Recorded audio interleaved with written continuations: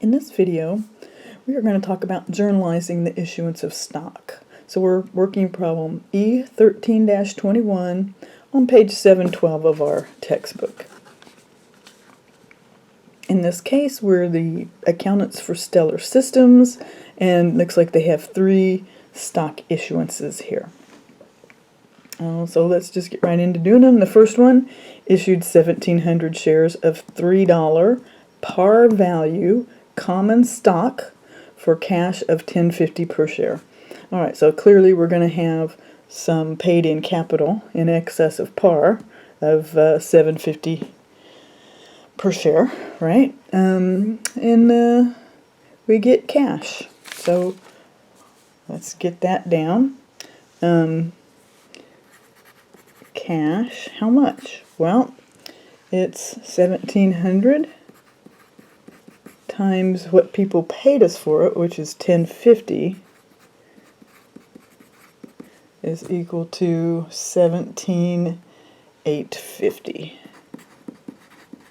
Okay, now some of that was common stock, and some of that's paid in capital in excess of par. So common, you will always have common stock. It's whether or not there was anything in excess of par that you have to worry about. And I'm just going to abbreviate this P.I.C, paid in capital in excess of par. All right, that's a R, par. All right, so the common stock part is the $3, right? The par value. So again, I have my 1,700 times 3. 1,700 times 3 is equal to 5,100. So my credit is common stock, 5,100. And the difference between these, right, 17,850 minus 5,100 is equal to 12,750. All right, so our debits equal our credits. Or I guess you could have taken 1,700 times 750. Come up with the same thing.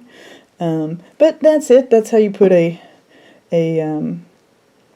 stock on the books when you issue it, and you collect some cash that's beyond the par value, but they don't always have par value. So this next question has some no par stock.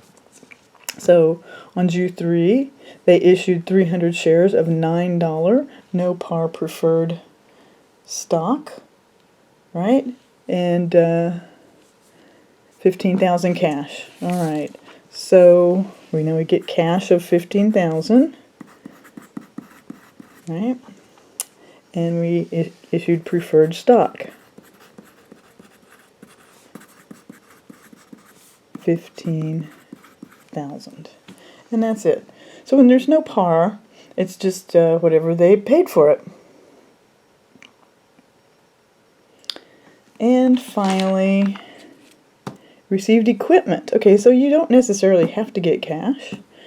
68,000 in exchange for 5,000 shares of the $3 par value common stock. All right, so we're issuing 5,000 shares of the $3.